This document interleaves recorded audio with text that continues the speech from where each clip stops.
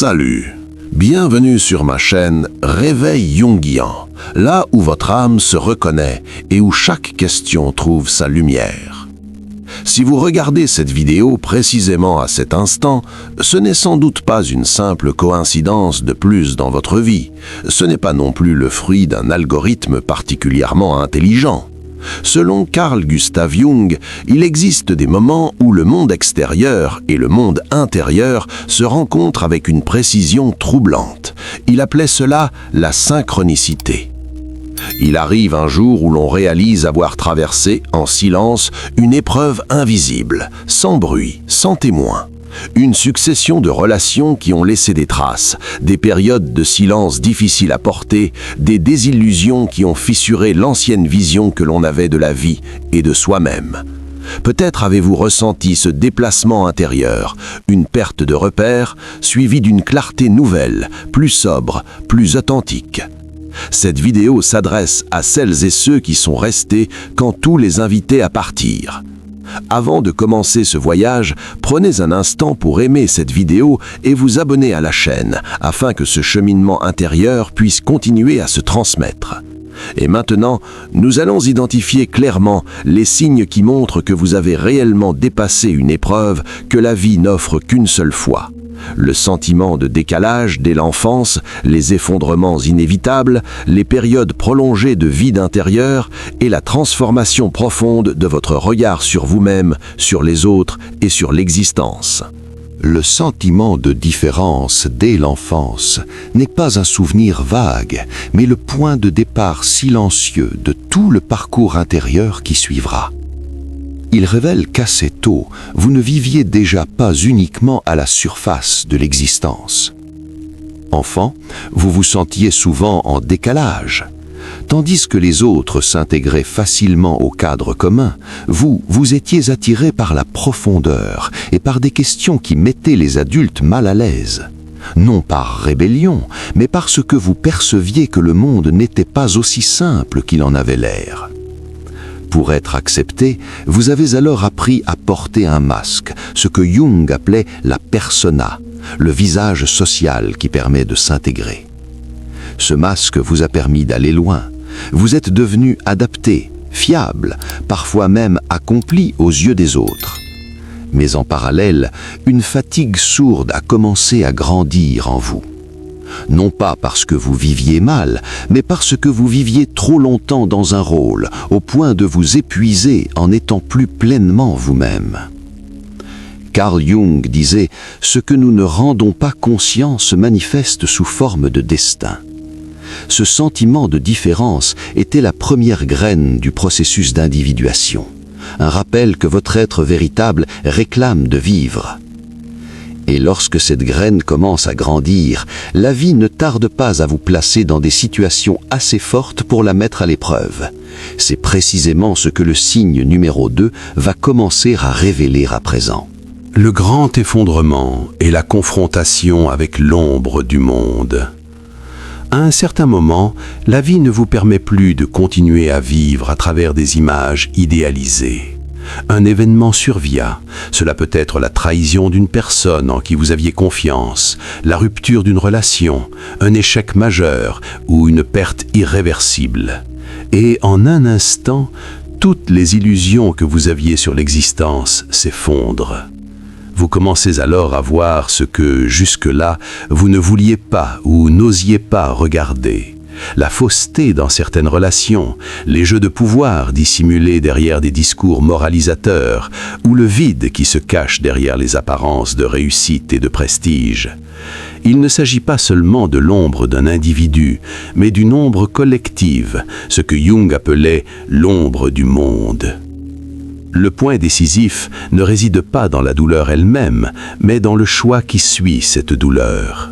Certains deviennent amers, se ferment et regardent la vie avec méfiance. Mais pas vous. Malgré les blessures, vous ne perdez pas votre humanité. Vous apprenez à observer davantage et à devenir plus mûr plutôt que plus dur. La souffrance ne vous rétrécit pas, elle approfondit votre regard et le rend plus authentique. C'est précisément à ce moment-là que vous vous détachez de la majorité. Non pas parce que vous seriez meilleur, mais parce que vous ne pouvez plus revenir à l'innocence d'avant. Après l'effondrement du monde extérieur, l'épreuve la plus grande commence à l'intérieur, le moment où vous devez faire face au vide en vous-même. Et c'est là le cœur même du message de cette vidéo, ce que le signe numéro 3 va aborder dès maintenant. La nuit noire de l'âme, la phase du non-sens. C'est la partie la plus importante de tout ce parcours. Après l'effondrement du monde extérieur, vous entrez dans une phase sans drames apparents, sans climax, mais pourtant la plus lourde à traverser. Tout devient vide, répétitif, mécanique. Ce qui vous donnait autrefois de l'élan perd soudainement son sens. Non pas parce que vous êtes pessimiste, mais parce que l'ancien ne vous touche plus. Beaucoup de personnes ne supportent pas cette étape. Elles cherchent à combler le vide par les addictions, par une agitation sans direction, par des croyances empruntées ou des réponses toutes faites. Mais pas vous. Vous restez. Vous vous autorisez à faire face à la question la plus difficile. À quoi bon, sans chercher à fuir? Selon Carl Jung, c'est le moment où le moi commence à se dissoudre, non pour vous effacer, mais pour permettre la naissance d'une structure plus profonde. L'ancien ego, construit sur des rôles et des attentes, meurt progressivement. Et de ce vide même, un sens nouveau commence à émerger, non pas venu de l'extérieur, mais du centre de votre monde intérieur. Jung appelait cela l'apparition du soi, le soi total. Peut-être que l'essentiel à cet instant n'est pas ce que vous avez compris, mais l'endroit où vous vous situez dans cette phase. Êtes-vous encore en train d'éviter ce vide ou êtes-vous déjà assez en paix pour y demeurer? Partagez-le dans les commentaires. Comment ce moment de non-sens s'est-il manifesté dans votre vie?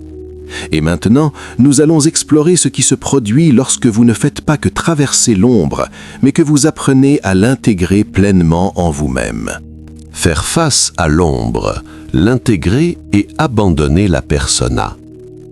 Après avoir traversé la nuit noire de l'âme, vous n'avez plus peur de vous regarder en face.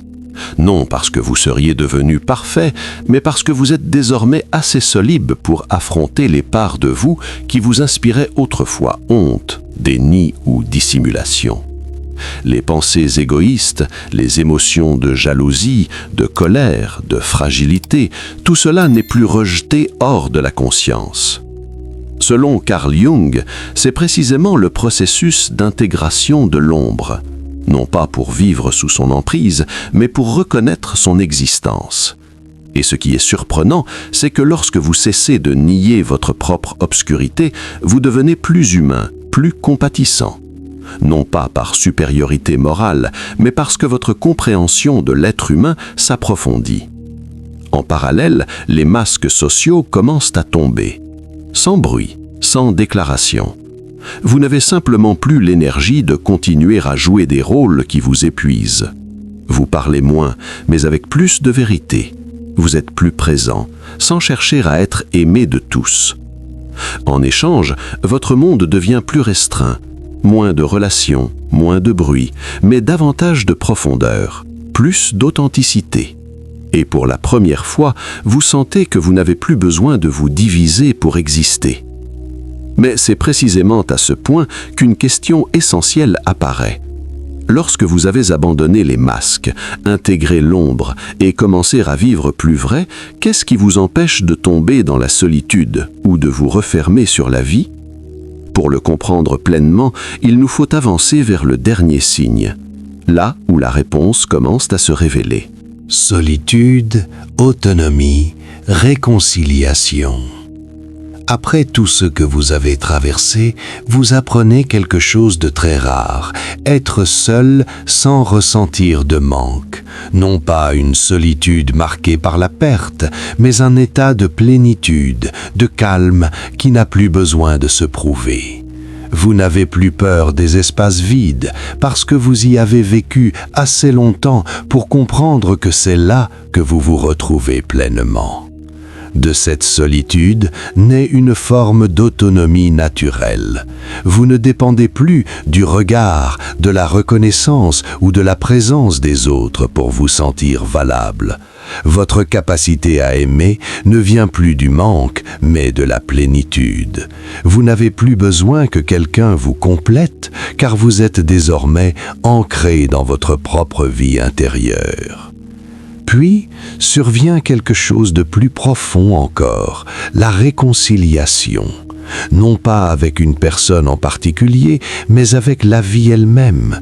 Vous cessez de demander « Pourquoi moi ?» et commencez à vivre avec une autre question « Comment être présent ?»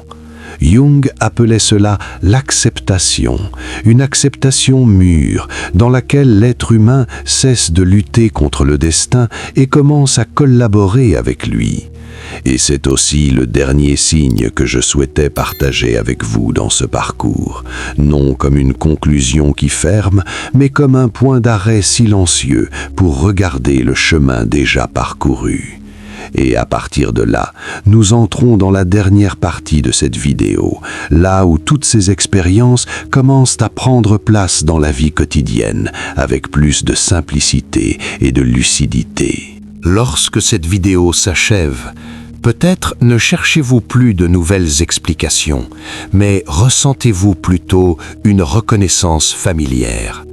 Car le chemin que nous venons de parcourir n'était pas théorique, mais composé de mouvements intérieurs que vous avez déjà vécus. Ce sentiment de différence dès le départ, les effondrements nécessaires, la traversée du vide, puis le retour lent vers votre être authentique. Carl Jung disait que le chemin du retour vers soi passe toujours par l'ombre, non pour nous affaiblir, mais pour nous dépouiller de ce qui ne nous appartient plus. Traverser l'épreuve unique que la vie ne propose qu'une seule fois ne vous rend pas invulnérable.